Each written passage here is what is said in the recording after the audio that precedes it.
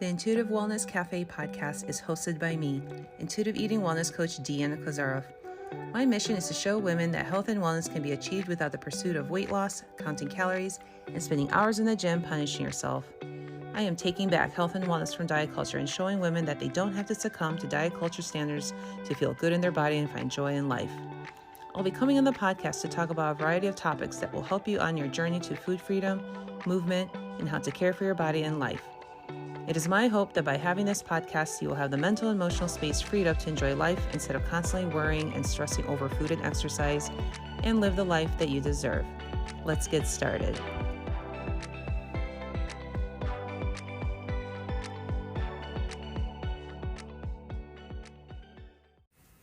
Welcome back to Intuitive Wellness Cafe. I hope you are doing good and well. I am back after a long break.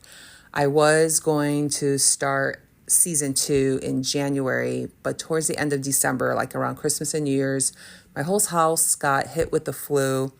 And then even after we all recovered, I decided, you know what, I'm going to continue to give myself a chance to rest more. So I took it upon myself to, take a break and rest in January from doing anything extra, and also February, which was a short month that went pretty quickly. And so now we are into March. So I decided to start the podcast this month. So, new beginnings, new season. I felt like that was a good time. I had was able to recuperate and gave myself that deep rest that I needed, which is a whole other topic I'll probably discuss in another episode about that. I have a new resource for you all. It's called Making Peace with Your Plate Starter Guide. It's a great resource. And I will put the link in the show notes so you can get access to it. It's got some quick wins in there when it comes to your relationship with food and your wellness, so be sure to check it out.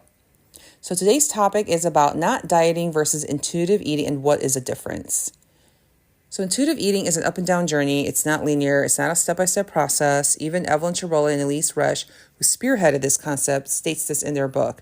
For those new here, there is a book that spearheaded the anti-diet intuitive eating movement, which is called Intuitive Eating, a Revolutionary Anti-Diet Approach, and it discusses the 10 principles of intuitive eating.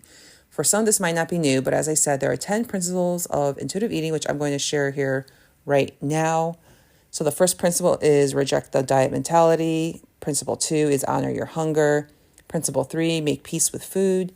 Principle 4, challenge the food police. Principle 5, discover the satisfaction factor. Principle 6, feel the fullness. Principle 7, cope with your emotions and kindness. Principle 8, respect your body. Principle 9, movement, feel the difference. And Principle 10, honor your health with gentle nutrition. So it's totally normal if you go from dieting for years, even decades, to just now simply eating whatever you want, anything, because you think intuitive eating means eat whatever you want, right? Well, yes and no. So when I first learned about intuitive eating, I thought, great, I can eat whatever I want now. I started buying chips more and was eating sweets more frequently, and those foods that we often deem forbidden or bad. And that was part of it. It was. Because one of the concepts of intuitive eating is to give yourself permission to eat all the foods, right? So you just have to, listen to your hunger and fullness cues. But once you learn that all foods fit and diets don't work, and you're able to listen to your hunger and fullness cues, it doesn't stop there.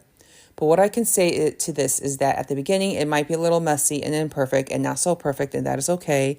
And this is where possibly working with a coach can be very beneficial, because you can exchange ideas and work on this on a deeper level with support. You need to add what is called gentle nutrition, which I mentioned. It was one of the last principles to intuitive eating. It's not technically last, but it's featured last in the book. I think the dietitians in the book wanted to make sure that we got the concept of intuitive eating and quitting the diet mentality and shifting that mindset first before we then added the concept of gentle nutrition. So, are donuts okay to eat? Yes, they are. All foods fit, remember. There are no such thing as good or bad foods. But after eating them for, I don't know, 2 to 3 days in a row, do you really want to? Like, how do you feel? I mean, probably not. Your body will tell you. It will say, hey, kind of feeling not so great eating this all the time. Let's add something else to this. Maybe some yogurt or something to give me more energy. Let's take pizza, for example. I'm a true Chicagoan. I live in Chicago. I'm here. I love pizza. Pizza is everywhere. I have at least, I don't know, 5 pizzerias just in my neighborhood alone. So I could eat pizza maybe 2 days in a row, maybe even 3, but after the third or fourth day, not really. I don't want to eat pizza every day. I love it. I enjoy it, but my body will tell me, all right, that's enough of that. You need something a little bit more, maybe nutrient dense, and in addition to this pizza. So I wanted to take a break from work at my desk at home one Friday morning and stop by the coffee shop down the street to snag a Boston cream donut. They just recently started selling them there, which was so exciting to me because they stopped selling donuts right after the pandemic at this local coffee shop I go to. So I got myself the last one, and I decided, since the weather was so nice that day, I went to go eat it on the bench by the lake. And then I went to that same coffee shop again that weekend and only aimed for a latte, even though they had an abundant supply of those donuts. It just didn't appeal to me, and I had a hearty breakfast before I went there. But I do know that I can have that Boston cream donut anytime, since I believe now that all foods fit.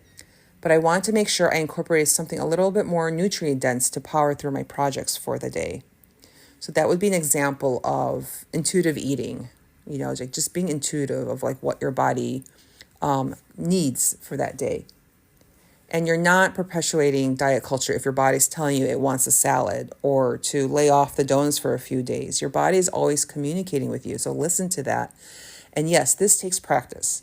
And I know you have seen all over social media that intuitive eating is all about eating donuts and pizza all day, but it is not. It is not.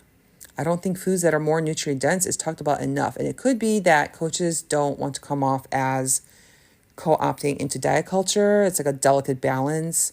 But remember, the key to choosing foods is your intention behind it. So if you like salads simply because you truly like them, not to try to lose weight, then that is not co-opting diet culture. Also, you have to keep in mind that having all the macronutrients is important, and it's part of this. Your protein, your fat, your carbs, all of that is important when eating intuitively. A lot of the fruits and vegetables out there do have nutrients that are vital to our health and well-being, and there has been many studies on that. And you have to, however, make sure you're considering the satisfaction factor when eating these kinds of foods. Like for the longest time during my dieting days, I was eating broccoli only if I had boiled them. Now the thought of me doing that makes me not want them if they don't taste palatable.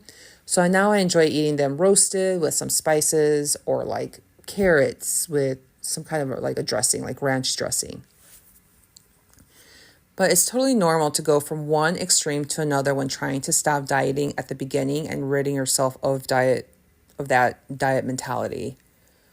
But true intuitive eating is listening to your body, whether it's telling you it wants a donut for comfort and satisfaction, or a salad and some eggs for energy and nutrients. Simply just giving permission to eat all the foods without adding into these other factors is pretty much not dieting, period. It's not intuitive eating. It is part of it. It is part of the whole concept of intuitive eating, but you're just simply not dieting if you're just like eating everything without keeping in mind what your body is communicating with you. But don't be hard on yourself if that's how you started off in your intuitive eating journey. It's just starting to eat all the things in the house and bringing all these forbidden foods that you've been forbidden for so long and brought them into the house and just was been eating them nonstop. It's okay. You can always start all over the next day. Like I said, intuitive eating, it's not a linear process. It's an up and down journey. It's getting curious with yourself and just experimenting, like what's working and what's not. And that's part of it. That is part of the journey. So, and of course, there's so much more to this. And I go deeper on this topic and more in my 1-to-1 private coaching program. So if you're interested, I will also add that link so you can see the details. and also an option for you to be able to apply for my one-to-one private coaching program if you're interested. And then we can just get on a call and just, talk about what's going on. Okay. All right. Well, I hope this episode was very helpful. And you can always reach out to me at deanna@deannakozarov.com if you have any questions or additional thoughts to this podcast episode. And if you like this episode, share it with someone that you think would benefit from this episode. And also, please write a review, because that really helps the podcast kind of bump up to be more visible. And I think these messages and this information, it would be very helpful for many other women out there. Okay, well, thanks again for listening, and I will talk to you in the next episode.